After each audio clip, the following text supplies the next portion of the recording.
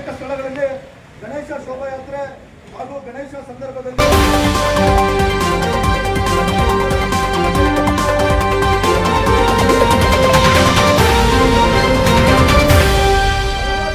ಕ್ರಮ ಕೈಗೊಳ್ಳಬೇಕು ಎಂದು ಆಗ್ರಹಿಸಿ,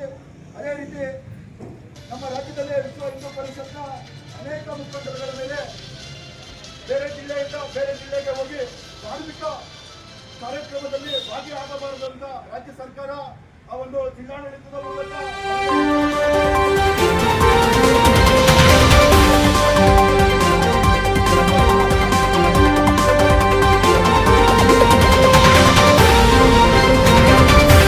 ಸರ್ಕಾರಕ್ಕೆ ನಮ್ಮೆಲ್ಲ ಹಿಂದೂ ಸಮಾಜದ ಒಕ್ಕಲಿನಿಂದ ಒಂದು ಮನವಿ ಪತ್ರವನ್ನು ಸಲ್ಲಿಸ್ತಾ ಇದ್ದೇವೆ. ಈ ಒಂದು ಮನವಿ ಪತ್ರ ಸ್ವೀಕಾರ ಮಾಡಿ ರಾಜ್ಯ ಸರ್ಕಾರ ಆದಷ್ಟು ಕೂಡ